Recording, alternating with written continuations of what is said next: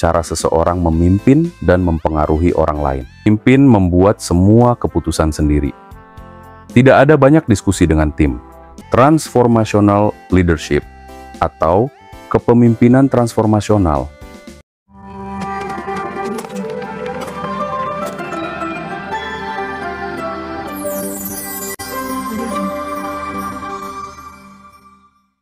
Bertemu kembali di jejak Om Roy. Kalian pernah nggak sih mikir, saya ini tipe pemimpin yang kayak gimana ya? Atau mungkin di kantor kalian sering ketemu bos yang beda-beda gayanya. Ada yang tegas banget, ada yang super santai, ada juga yang kayak teman sendiri. Nah, itu semua karena mereka punya leadership style yang berbeda-beda. Dan di video kali ini, kita bakal kupas tuntas jenis-jenis kepemimpinan yang sering kita temui. Mulai dari yang otoriter, demokratis, sampai yang super santai.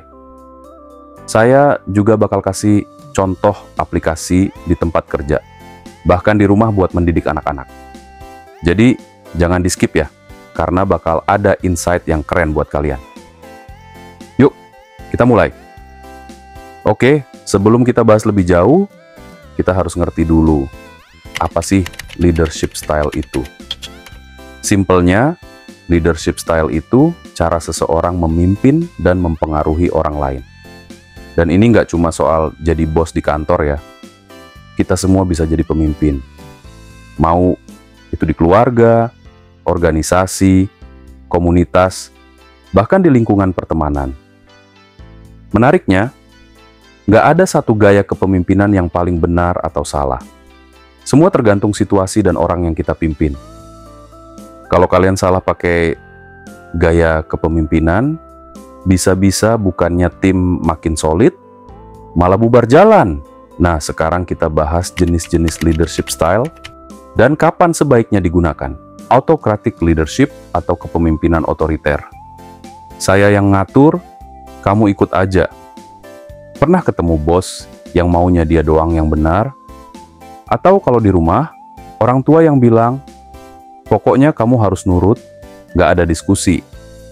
Nah, itu contoh kepemimpinan otoriter. Beberapa karakter yang terlihat di antaranya. Pemimpin membuat semua keputusan sendiri. Tidak ada banyak diskusi dengan tim. Cocok buat kondisi yang butuh keputusan cepat. Berikut contoh di kantor. Misalnya kamu kerja di industri yang high risk, kayak militer, pemadam kebakaran, atau rumah sakit. Di kondisi kayak gini, nggak bisa banyak debat, harus langsung bertindak. Berikut contoh di rumah. Kalau anak kamu main-main di dapur dekat kompor menyala, kamu nggak bakal bilang, "Nak, bagaimana perasaanmu kalau tanganmu kena api?"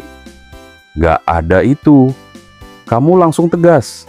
Stop, jangan deket-deket. Kapan digunakan? Kalau situasinya butuh keputusan cepat dan tidak bisa kompromi. Tapi, kalau keseringan, orang bisa takut buat ngasih masukan. Dan akhirnya nggak berkembang. Democratic leadership atau kepemimpinan demokratis. Ayo kita diskusi. Nah, kebalikan dari otoriter, ini adalah tipe pemimpin yang selalu ngajak diskusi. Nggak main perintah, tapi lebih ke musyawarah. Beberapa karakter yang terlihat di antaranya. Melibatkan tim dalam pengambilan keputusan. Banyak mendengar pendapat dan saran. Cocok buat lingkungan kerja kreatif atau startup. Berikut contoh di kantor. Kamu punya tim marketing dan mau bikin campaign baru. Kamu bisa bilang, saya pengen dengar ide-ide dari kalian, ayo kita brainstorm. Ini bikin tim merasa dihargai dan lebih kreatif. Berikut contoh di rumah. Anak-anak mau pilih tempat liburan, gaya demokratis adalah ketika kamu ngajak ngobrol, ayo kita voting, yang paling banyak pilihannya, kita liburan ke sana. Kapan digunakan? Kalau kamu mau membangun tim yang kreatif dan punya rasa memiliki.